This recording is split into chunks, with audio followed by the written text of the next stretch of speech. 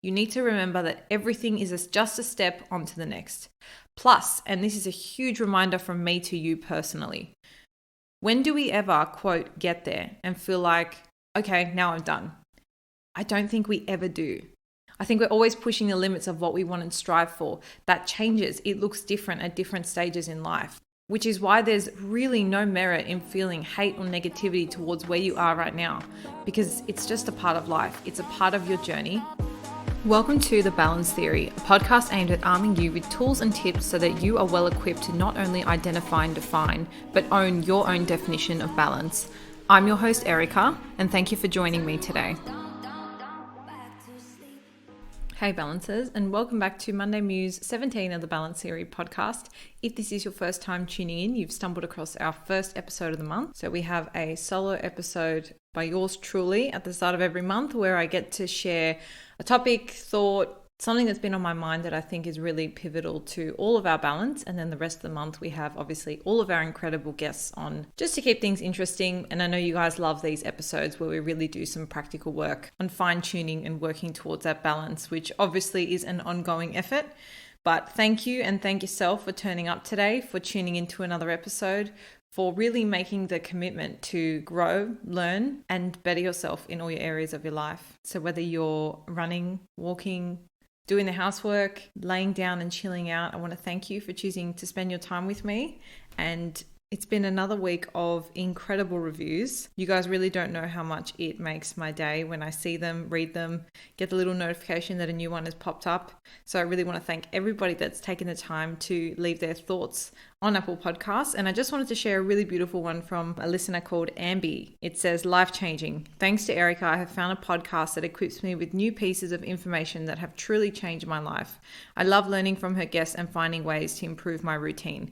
Thank you. So thank you so much to Ambi for leaving that review and for everybody else who's jumped on over the last week. We have finally crossed 100 reviews, which is really exciting for me and a little milestone. So happy dance over here at the Balance HQ.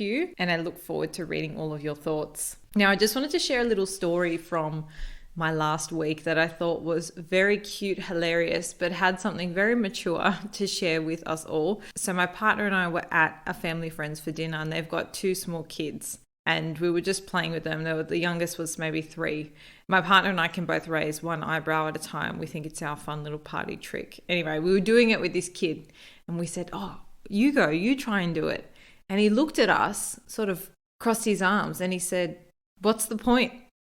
And I had a little laugh to myself and I thought, firstly, little Mr. Attitude, but secondly, he's right. Like, what is the point?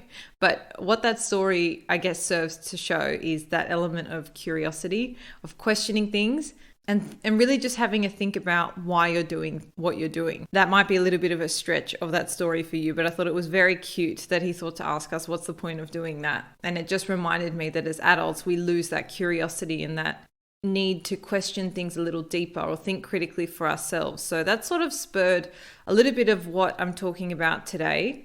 And I often find when I sit down to do these episodes, I try and leave them as close as possible to the week of. So I'm only recording this a few days before you guys will be listening to it. But that really gives me the opportunity to plant a seed of a thought. Maybe it's come from a book, a podcast, something I've seen on social media, and then I can go through life for a couple of days and really see how different elements maybe add to it or see it from a different angle. So all my Monday Muses are really a compilation of a lot of my different life experiences and inspirations. So on that note, today I want to talk about choice. And the reason I want to talk about this is because I feel like we've just gone through a little bit of a period, especially with lockdown, COVID, the last 2 years, where people feel like they haven't really had a lot of choice.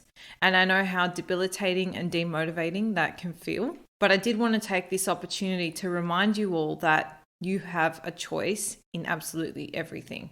Now, I'm not saying obviously you could choose to not be in lockdown.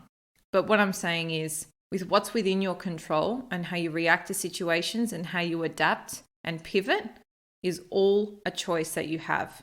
And choosing not to do any of that, to not change, to not adapt, to not think critically about things, to not be curious, that's also a choice.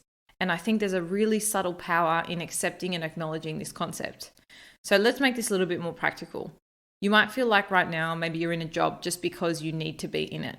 Or maybe you have that kind of friendship group where you're really close with some people, but you're not that close with others, and you really would rather not see them. But I just want to remind you guys one thing. Choosing to stay in that job, whether you need it or not, and choosing to spend time with that friendship group, whether you like everyone in it or not, is still a choice.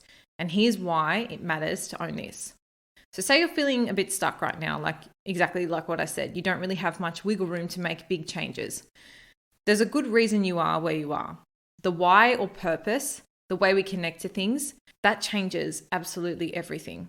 So if we're sitting here with this victim mentality thinking that we just happen to be in this situation and there's nothing we can do about it, we're going to, of course, feel all those things that some of you might be feeling right now. You're going to feel helpless, uncertain, demotivated, and ultimately out of control. And as humans, well, I don't know about you, but me personally, I love to feel in control, especially of my immediate surroundings. So just take a moment now and have a think about if there's something or someone or some place that in any of the areas of your life right now, if you had, quote, more control, you would have it another way. So it might be a job. It might be a family member that's constantly in your life, or a friend, or an element of your routine, a habit you might have, a lifestyle factor, a relationship, anything else you feel stuck with. It's kind of like you feel obliged to do it. You feel like you have to do it. You feel like you have no choice in the matter. It's just something that's a part of your life. And it could be a case where you're just at that point where you really just don't have that much excitement towards it. It's a bit bland, it's a bit meh. Or maybe you're a little bit beyond this. Maybe you feel that resentment coming on, or maybe you already do resent it. So hold that aspect or thing in your life. And I just want you to feel it and how it makes you feel. So whether it is a job you don't really want to be in and you feel stuck in, or a relationship, for example, how does it make you feel? I'm going to just throw out some words, maybe just see which ones connect with you most, or have a think about some other words that could better describe how that makes you feel. Potentially unworthy, unloved, negative, demotivated. Whatever it is for you, I really want you to feel into it. Now that you've got that front and center, it's worth me asking you a really simple question. And you asking yourself this actually. Can you change it? Can you make any changes? No, really. Can you change this one thing? Can you get a new job? Can you avoid that toxic person? If yes, I don't want you to switch off the episode yet and think you've got no work to do, because it's not quite complete just yet. We still need to think about something that's relevant to you, even if you can make a change, but even more if you feel you can't make a change. So hold this thing, whether it's a job or a relationship or anything else, hold it in your mind. Can you make that change? Whether you answered yes or no, the real question I should be asking you, what we should be asking ourselves, is why?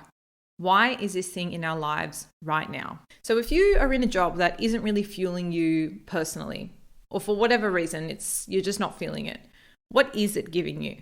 Are you learning and growing? Is it providing you with financial stability, just giving you the ability to put food on your table?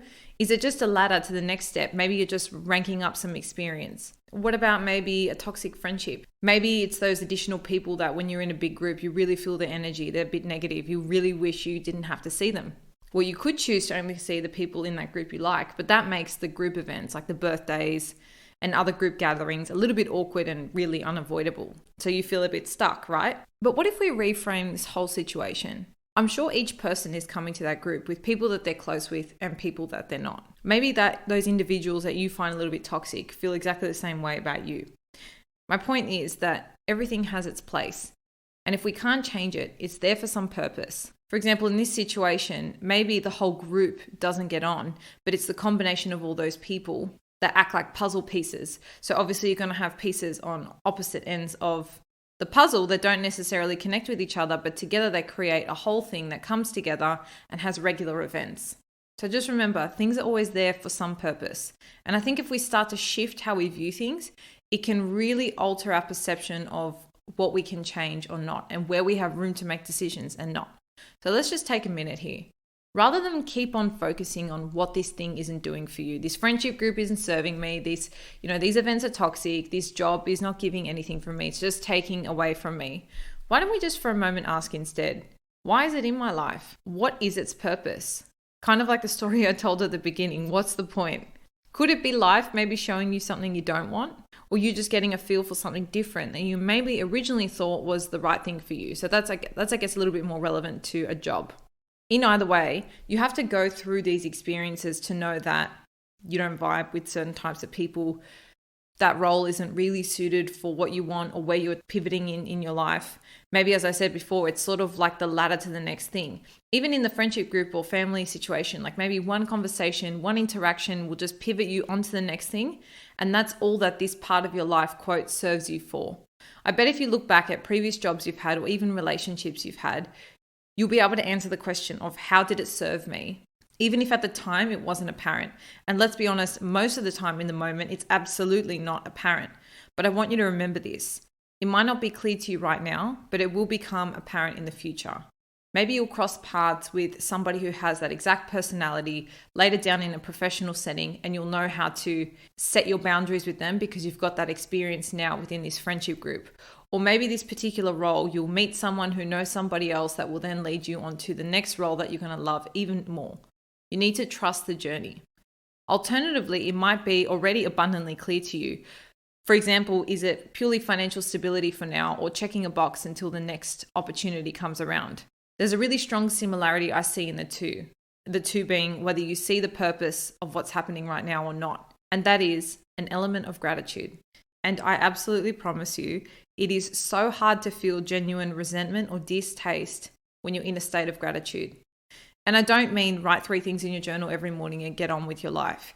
It's a deep-rooted feeling, a consistent practice of being grateful for where you are right now and what you've experienced and every person, every interaction, every role you've played to get you to this exact place. Even if it's not where you want to be right now, you need to remember that everything is just a step onto the next. Plus, and this is a huge reminder from me to you personally, when do we ever, quote, get there and feel like, okay, now I'm done? I don't think we ever do. I think we're always pushing the limits of what we want and strive for. That changes. It looks different at different stages in life, which is why there's really no merit in feeling hate or negativity towards where you are right now, because it's just a part of life. It's a part of your journey. And this sense of completedness that we're all chasing, of finality almost, of getting there, of making it, I really don't think it ever comes. I think we're always chasing that as a concept, but I really think the beauty of it lies in just accepting what happens along the way and owning and kind of choosing that everything is just a step ladder, or I guess a step onto the next thing. So I guess what I've been thinking about is how my perception of something deeply impacts my experience of it. And I can confidently say that the same thing will apply to you. If you show up every day at work or you're on the way to work with thoughts and feelings of how much you hate this job, how much it doesn't really give you, how you don't like the industry, it's going to be a long ass day and you will not be making the most of the opportunity that you've got. Take me, for example. I can wholeheartedly say I don't feel like the legal industry is it for me. But for now, it's income, it's new skills, it's professional development, it's an expansion for me to suss out and try an industry that I may or may not like in its entirety.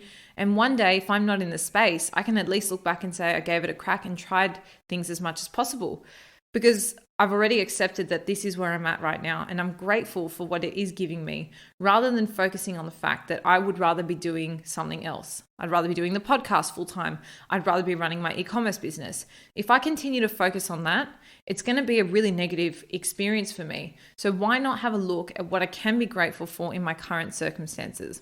And this is exactly what I meant at the beginning when I said that everything is a choice. If you're currently bound to a job just because of financial security or just to tick off some experience that you need, you're choosing that path for the next step. There could be other ways to make money, but this is the one that you've chosen. And if you can't change it, then you're choosing to stay. But we don't need to think negatively about this. Rather the opposite.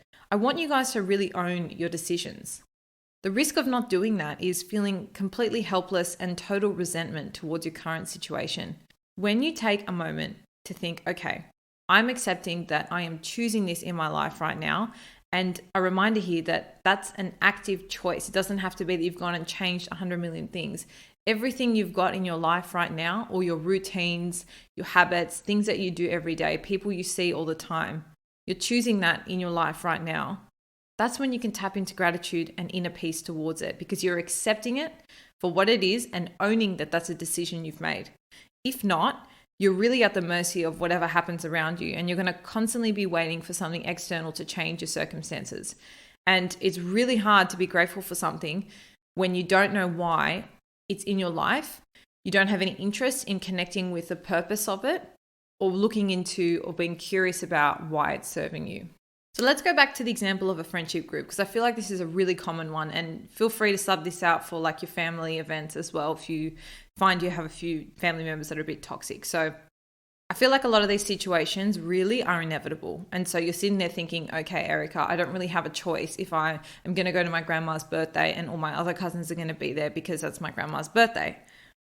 Well, newsflash, you can decide not to go to the event and therefore you can completely avoid those people, could you not? We often tell ourselves we have no choice. It's our obligation to go. It's the right thing. But that's precisely why you feel so helpless and like a victim in these circumstances. It's time to own the fact that you are choosing to go to these things, these events. Nobody is forcing you. As I said, maybe you do it because you feel obliged or you're scared of judgment. Either way, it's your choice. So find power in that choice. You go because there are people there that you love spending time with. And ultimately that outweighs seeing the toxic few people that are always present. You love your grandparents, so you want to go to their birthday, or you love your best friend, so you want to go to her birthday, even though that means other people are going to be there. Even further, when you're at that event or at that place, you choose how you spend your time there. If you always find yourself cornered or stuck with the toxic people, choose to do something different. Strike conversation with other people. Or if that's not possible, find maybe different things to talk about. A little side note here, I know exactly which topics are off limits with certain people at different events, and I avoid them at all costs. If they come up, so work with certain people is just not a vibe to talk about, because I'm sure you've all experienced this. Always someone who feels a little bit negative, or you feel like they're judging you. You really just don't have anything in common when it comes to certain areas of your life. Then make the effort to chat about something completely different. If it comes up, just be super graceful and pivot the conversation. People will catch on after a while if you're not really interested to talk about something. And as I said, if it's something that's not really avoidable, then choose how much time you're giving those people at certain events. And that doesn't mean be rude. It means be mindful of how you're going and presenting yourself at certain events, and if you can avoid certain situations. Just remember, people are always coming from their own bias. So if they are naturally more risk averse, they aren't going to have many positive things to say about your new business venture or your investment ideas, for example. So choose your conversations, choose who you have them with. It's a choice within choice within choice. It's endless. You can really choose down to the infinite details. I'm sure you're getting the point that you have the control. Even in circumstances you feel like you have an obligation or you need to go or anything along those lines. You really do have more control than you know or admit. From avoiding situations completely to going and owning why you're going, to accepting a job or friendships that you have, to conversation topics you have with people, etc. Even all the way down to how you react. We think sometimes that even reactions are involuntary, but they're not. You have a choice. You can choose to stay quiet, to take a minute, to count to 10, to breathe, to have a think about it before you open your mouth. Everything's a choice. And if your choice is to change nothing or to stay put, that is absolutely fine. But own that choice and don't play the victim. And when I say own it, I mean connect with the why. Find the purpose within that choice, or else you're not going to be able to feel like you can own it. And really, this is why I love gratitude as a really intricate part of this. Being grateful is just such a simple and effective way to connect with the why.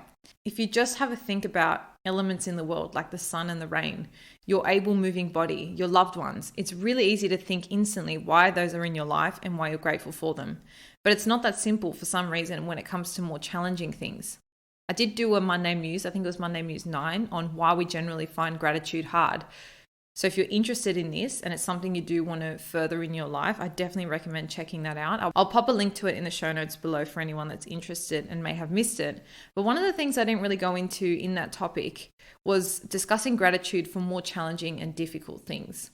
And whilst I think this warrants a whole episode on its own, I just want to give you this one takeaway for today.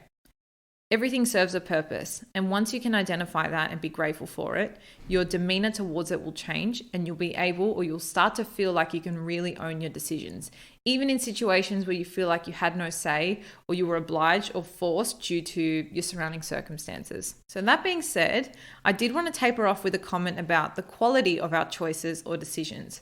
So we've established, and I'm sure you got the point now, that you really do have a decision to change or not, but ultimately they're both choices. But how can we make sure that those choices are quality? So making a quality decision doesn't mean you're not going to, quote, fail, pivot, need to try again, reverse, edit, etc. But what it really means, and for me, what a quality decision means, is making a choice that feels aligned for me in this moment with the information I have available to me. For any mistake, error, or misjudgment you've had in the past, I'm sure you can say for the most part you made the best decision with the information and knowledge you had available to you at that time. So how do we make sure that these decisions are of quality?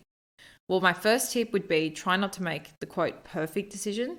And secondly, we need to look at your distractions.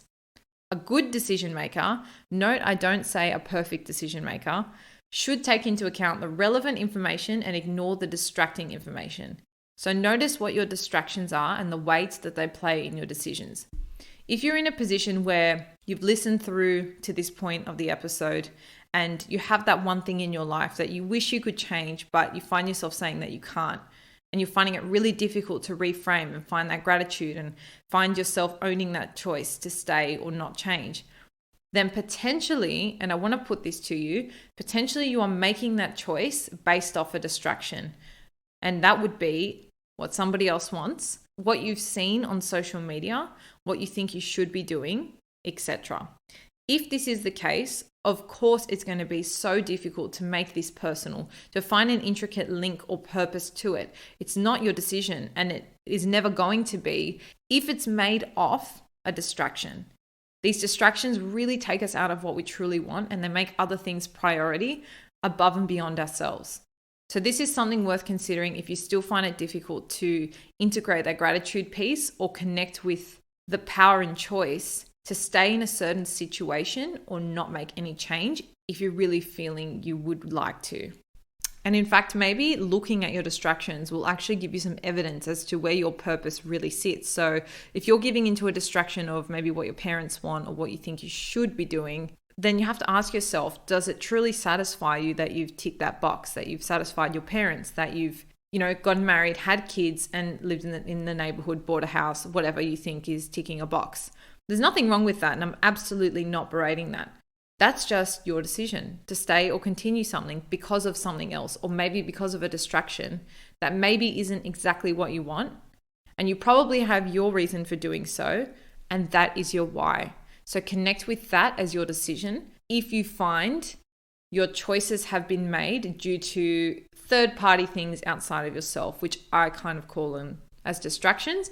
But if that is the basis for your decision, I think you need to find a bit of power in that and connect with that as the basis for your choices. But my friend, if you are not happy and this has unveiled something deeper that you need to think about, I really urge you to lean into it and not let this go. Consider the why in everything you do. Be curious and remember that changing something or not changing something are equally choices.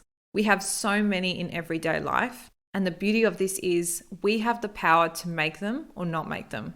The real magic comes when we own and accept our role in making these, stop playing the victim card, and really connect with that why and purpose. Ultimately, gratitude is a one-way ticket to doing that. And if you find you can easily find things to be grateful for in and amongst these things that you're finding maybe a little bit challenging or that you don't necessarily want to be doing, I promise you a consistent practice of doing so will absolutely revolutionize your experience with those things and maybe even show you a different side of them too. So stay curious, stay balanced. I hope you enjoyed today's Monday Muse. I'd love to hear your thoughts. If you want to shoot me a DM on Instagram, our handle is @thebalancetheory. Otherwise, I hope you have a splendid week and I'll see you guys next time.